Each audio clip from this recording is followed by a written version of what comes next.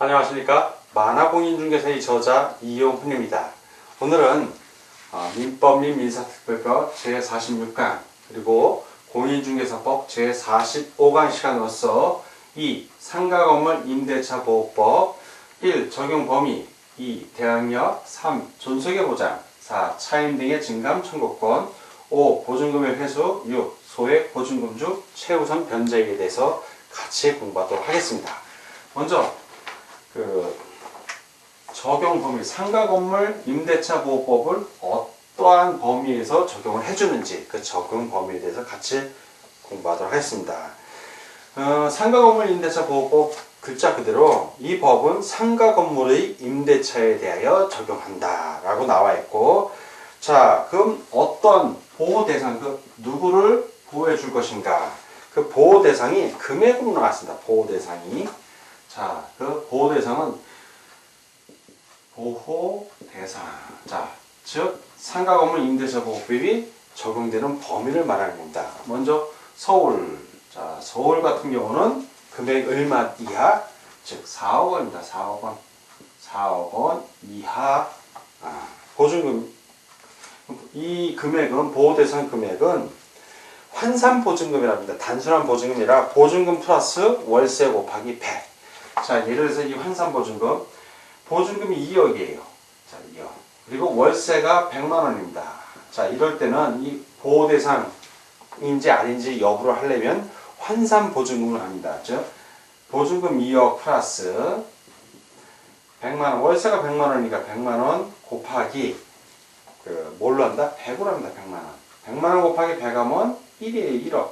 자, 2억 또한 1억 하니까 얼마? 3억. 4억 원 이하죠? 서울 같은 경우 이렇게 보호 대상이 되는 경우입니다. 이 경우가. 자, 수도권 중 과밀 억제권이요. 자, 인천과시 포함하죠. 이때는 3억 원입니다. 3억 원. 자, 3억 원 이하. 그러면 수도권 중 과밀 억제권에서 보증금 2억에 100만 원이야. 그럼 보호 대상일까요? 아닐까요? 자, 그대로 계산하면 역시 아까 말한 대로 3억이라고 그랬죠. 2억 또한 1억. 3억이니까 3억 원 이하니까 대상이 되는 겁니다. 자, 광역시.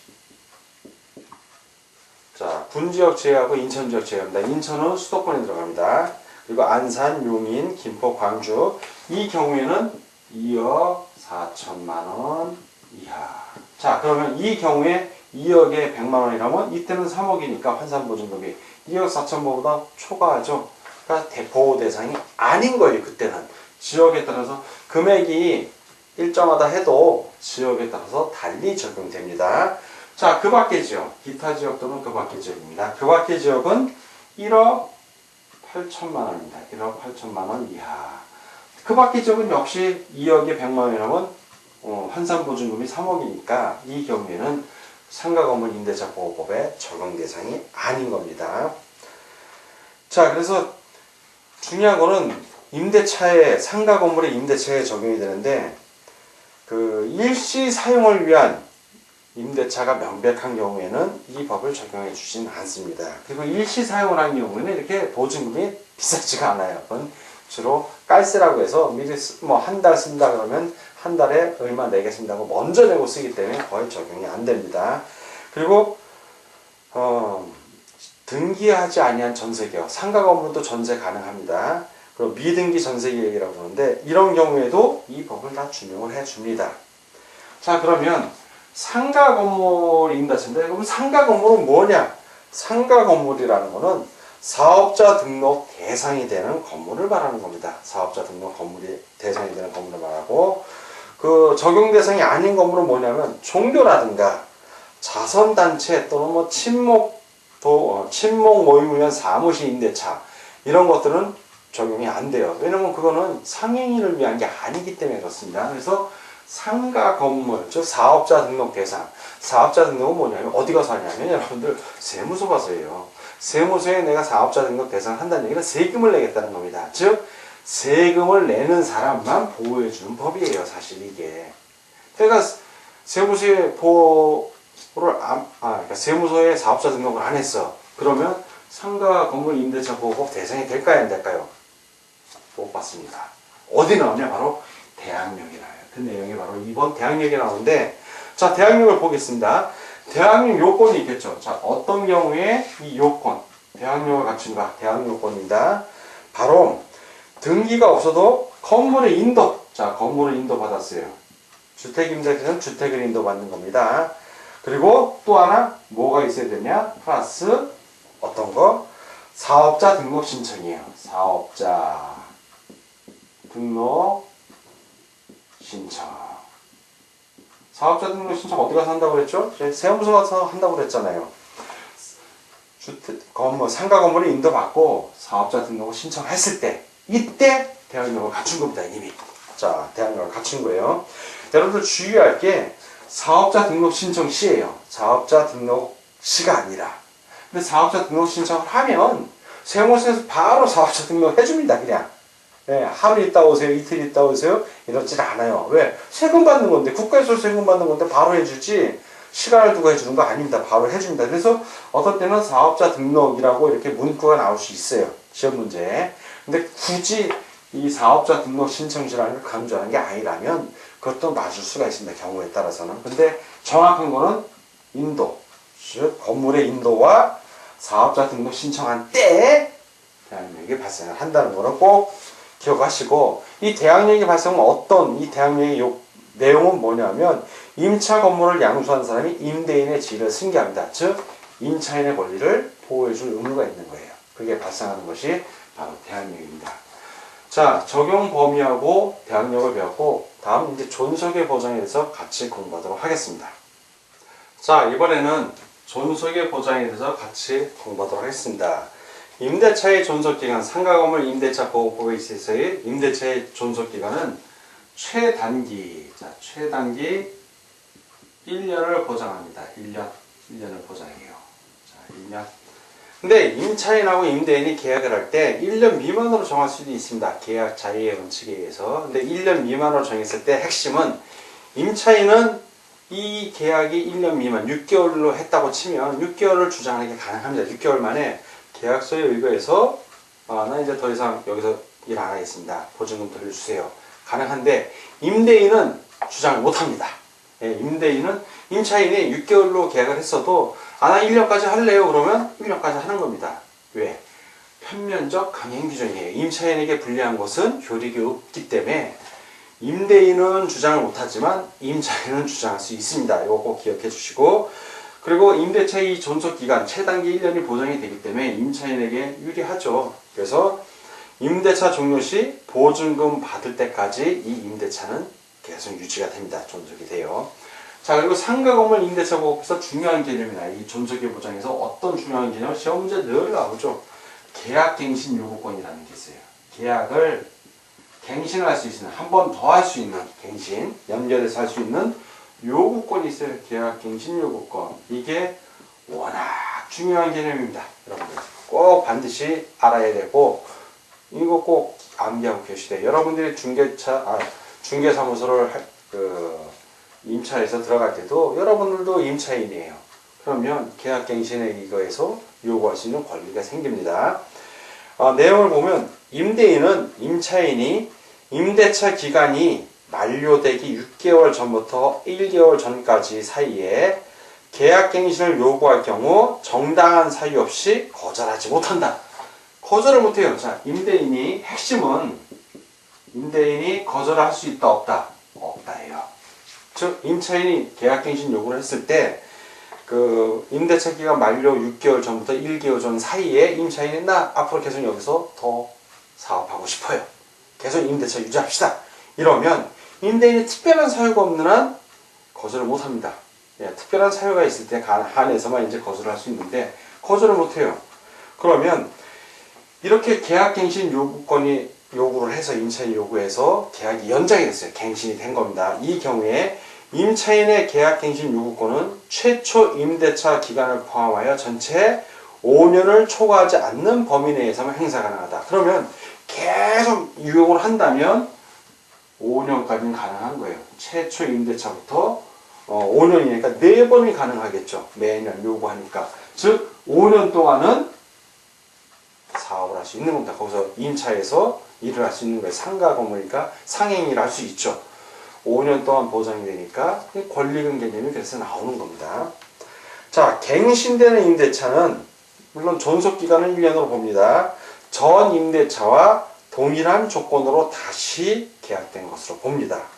그리고 계약갱신 요구권은 보호대상 보증금을 초과하는 임대차에 대해도 적용되는 거 꼭 기억하세요.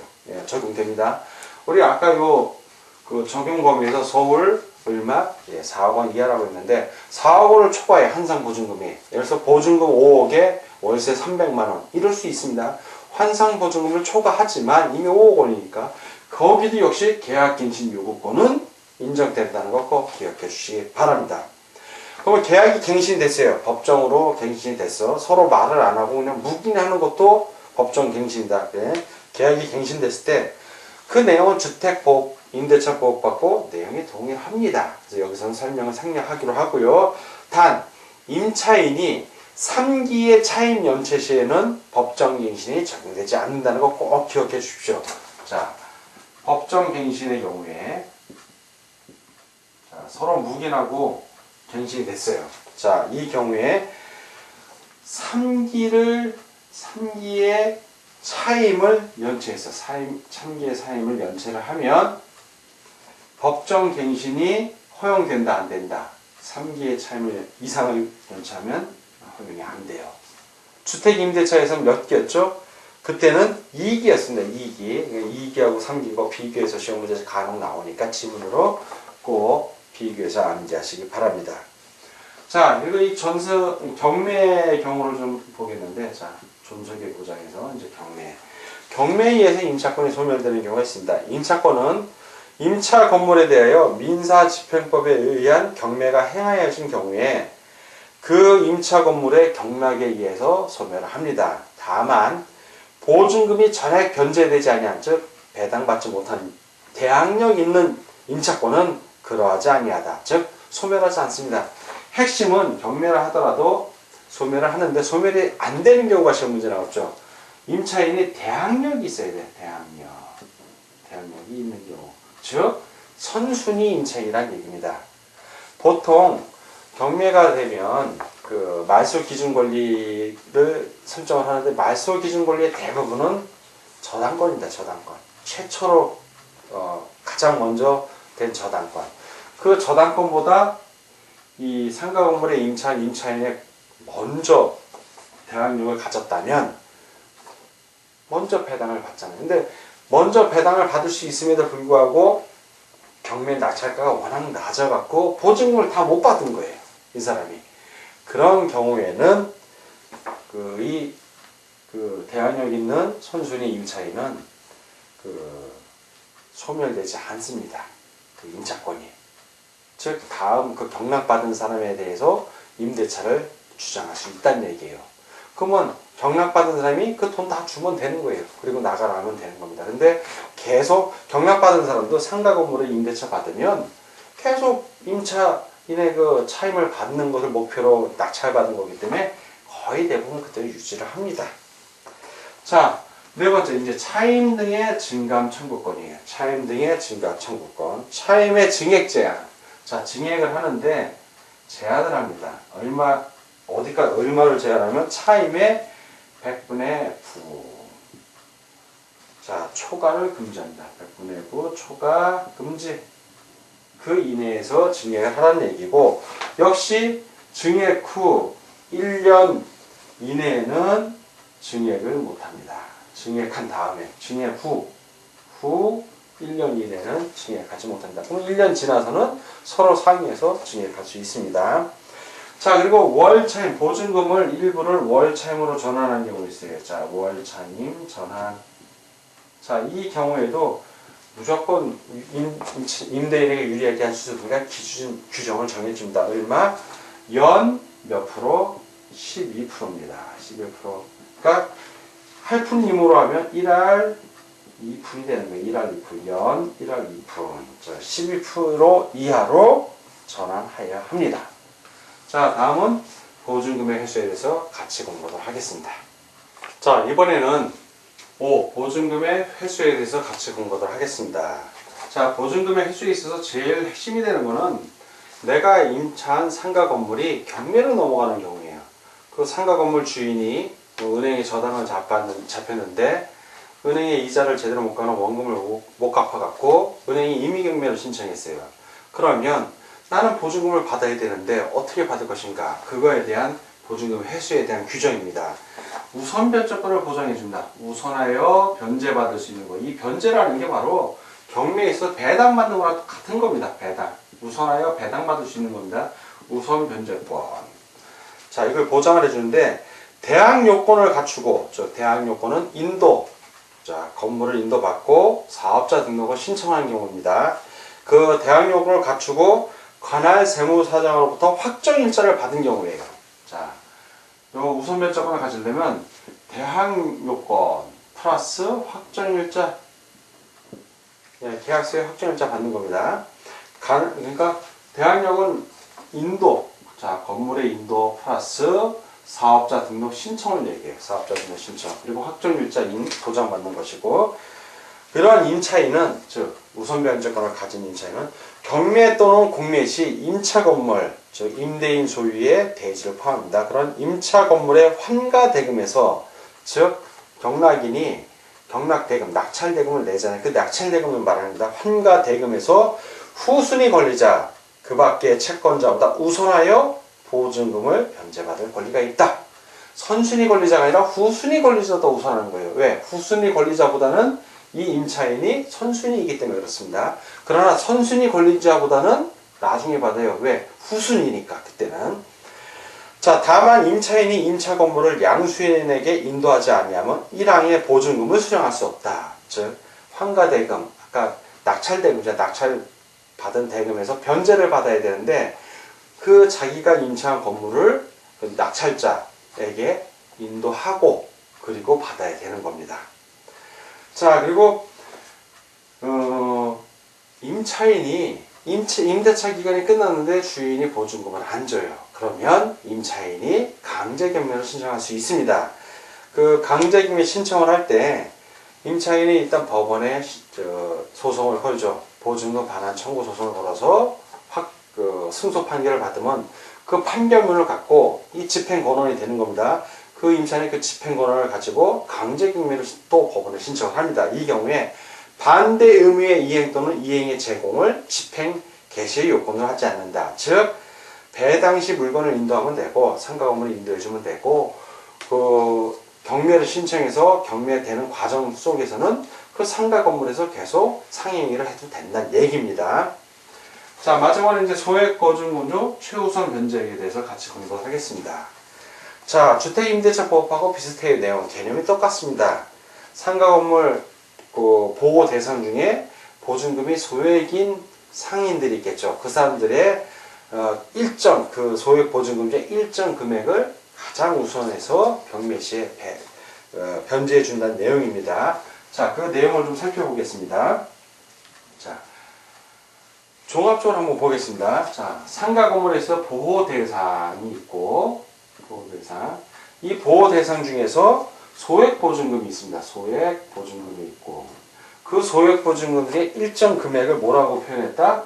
최우선에서 변제받는다 해서 최우선 변제액이라고 했습니다. 자, 이렇게 세 개로 나눠보겠습니다. 그럼 먼저 서울. 자, 서울의 경우에 보호 대상은 상가 건물 임대차 보호법의 보호 대상, 즉 적용 범위는 4억 원입니다. 4억 원. 4억 원이고, 그러면 소액 보증금은 얼마냐? 6,500만 원 이하입니다. 자, 6,500만 원 이하. 자, 그리고 이 6,500만 원이 거의 3분의 1 수준인 2,200만 원을 최우선 변제액이라 합니다. 자, 서울을 살펴봤고, 두 번째, 수도권 중 과밀억제권액입니다. 수도권 중 과밀억제권역. 자, 보호 대상은 3억 원이에요. 3억 원. 3억 원의 보호 대상인데, 이 3억 원 중에서 얼마 소액 보증금은 5,500만 원 이하입니다. 5,500만 원 이하고, 자, 이 5,500만 원 이하 중에서 최우선 변제액은 3분의 1쯤 해당이 되는 1,900만 원이 됩니다. 1,900만 원. 자, 다음은 광역시입니다. 물론 인천은 수도권에 들어갑니다. 그리고 광역시 플러스 뭐 안산, 용인, 김포, 광주 이런 곳은 보호 대상은 2억 4천이고, 자, 2억 4천이었고, 그 소액 보증금은 3,800만 원입니다. 3,800만 원 이하고, 그리고 최우선 변제액은 1,300만 원입니다. 1,300만 원. 자, 이제 그 밖의 지역, 기타 지역 또는 그 밖의 지역입니다. 그 밖의 지역. 자, 보호 대상은 1억 8천만 원 이하고, 그리고 소액 보증금은 3천만 원입니다. 3천만 원. 3천만 원 이하. 그리고 최우선 변제액은 이거 3분의 1인 1,000만 원이 되겠습니다. 자, 주택과 상가 모두 이 기준 금액들은 그 2014년 1월 1일 이후 담보물건 설정시를 기준으로 하고, 상가의 경우에 이 아까 보호 대상은 그 환산 보증금이라고 하는데, 이 환산 보증금 계산은 다시 한번 설명을 합니다. 워낙 중요하기 때문에 보증금, 기본적으로 되는 보증금이 있을 것이고, 플러스 월세를 내잖아요. 월세 곱하기 배. 이렇게 해서 환산 보증금, 보호 대상 금액을 결정을 합니다.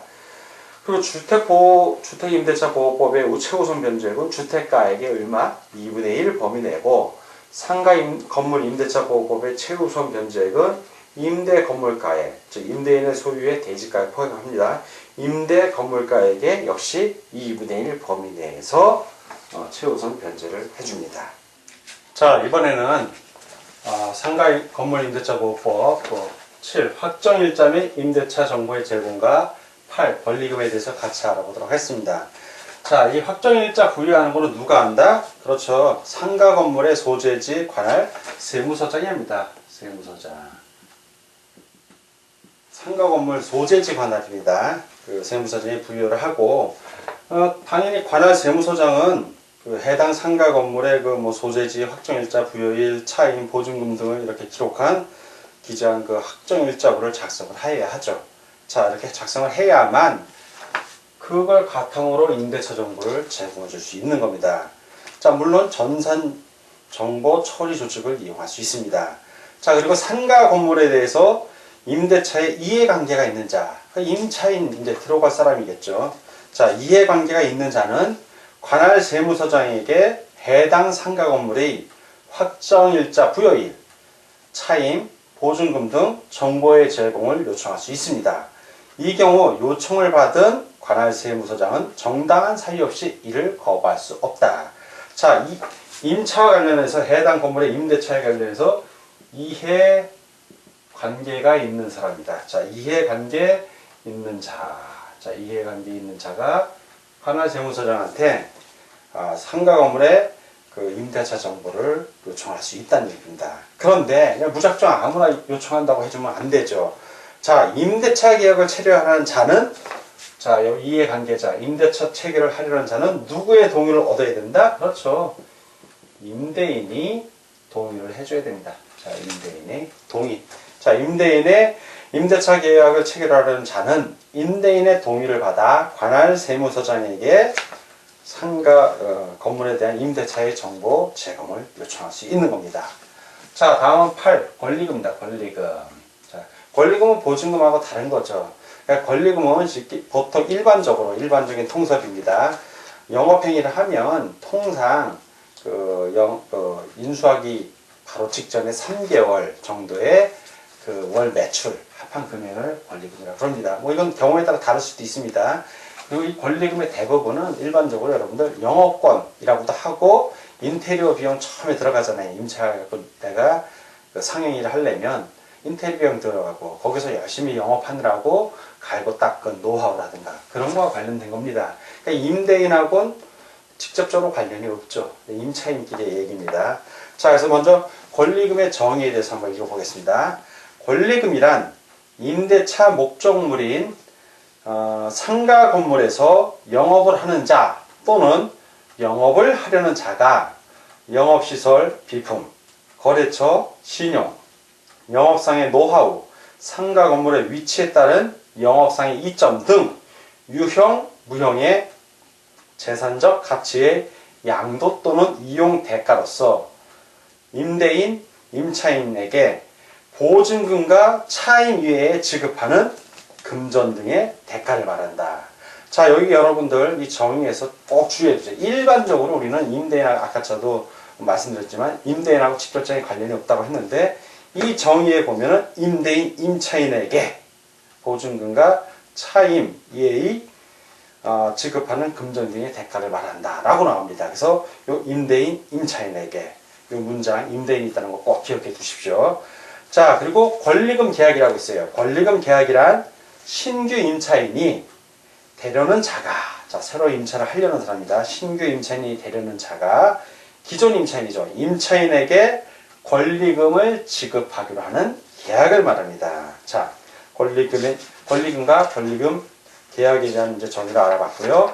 자, 그러면 권리금 회수기의 보호 등이 있습니다. 기존의 임차인이 새로 임차를 하려는 사람에게 권리금을 받을 수 있는 그 경우에 있어서 어떻게 법에서 보호를 하냐면, 임대인은 임대차 기간이 끝나기 3개월 전부터 임대차 종료 시까지 다음의 어느 하나에 해당하는 행위를 함으로써 권리금 계약에 따라 임차인이 주선한 신규 임차인이 되려는 자로부터 권리금을 지급받는 것을 방해하여서는 아니 된다. 자, 임차인이 있습니다.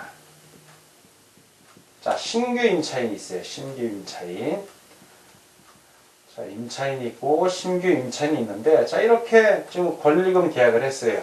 자, 이 경우에 이 신규 임차인, 요 정의에서 제일 중요한 거는 뭐냐면, 임차인이 주선한 신규 임차인이에요. 자, 임차인이 주선한 신규 임차인. 무슨 얘기냐면, 임차인이, 자, 이렇게 개업공인중개사가 있어요. 개업공인중개사에게 부탁을 합니다.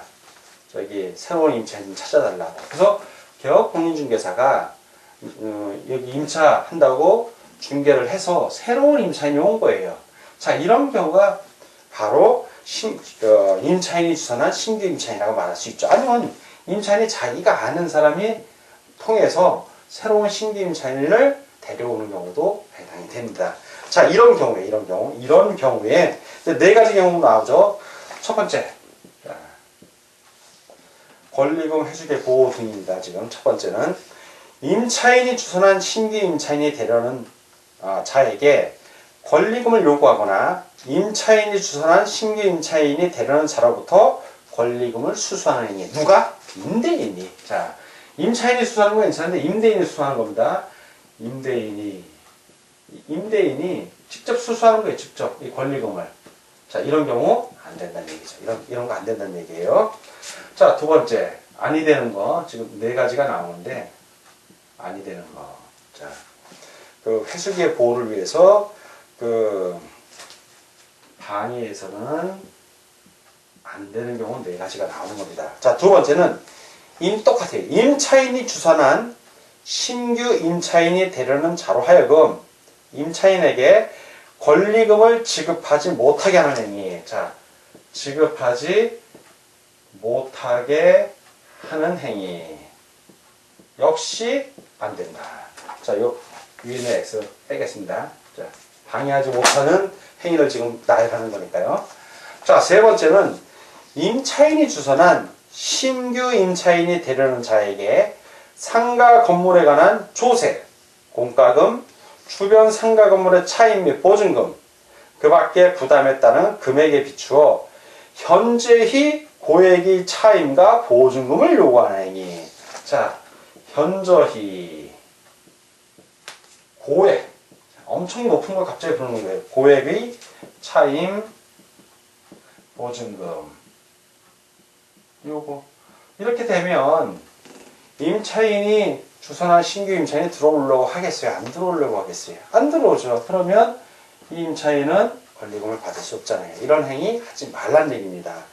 자, 그 밖에 정당한 사유가 있으면 되는데 정당한 사유가 없이, 자, 정당한 사유 없이 임대인이 임차인이 주선한 신규 임차인이 되려는 자와 임대차 계약의 체결을 거절하는 행위. 자, 이런 행위는 방해하면 안 된다는 얘기입니다. 자, 이런 행위를 하면 어떻게 될까요? 자, 이런 행위를 하면 임대인이 이러한 방해하는 행위를 한 거예요. 위반한 거예요. 그러면 임차인에게 손해를 발생하게 한 때에는 그 손해를 배상할 책임을 진다. 자, 방해를 하면 안 되는데 방해를 했어요. 방해를 하면 뭘 한다? 손해를 배상을 해야죠. 손해를 배상. 불법행위 됐으니까 손해배상을 해야 돼요. 자, 그 손해배상액은 신규 임차인이 임차인에게 지급하기로 한 권리금과 임대차 종료 당시의 권리금 중 낮은 금액을 넘지 못한다. 자, 높은 금액이 아니라 낮은 금액이라는 것도 꼭 아울러 알아두십시오. 그리고 이 임대인에게 손해배상을 청구할 권리는 임대차가 종료한 날로부터 몇 년 이내? 3년 이내에 행사해야 됩니다. 자, 이때 행사하지 않으면 시효의 완성으로 소멸이 됩니다. 자, 뭐 권리금과 관련된 자세한 내용 우리 교재를 참고하시고 확정일자 및 임대차 정보의 제공, 권리금에 대한 설명은 여기서 마무리하고, 자, 오늘 여러분들 민법 및 민사특별법 제46강 그리고 이거 똑같습니다. 공인중개사법 45강 내용 똑같은데 상가 건물 임대차법과 공부하느라고 수고 많으셨습니다. 오늘 공부 하느라 수고 많으셨고 다음 시간에 뵙겠습니다. 감사합니다.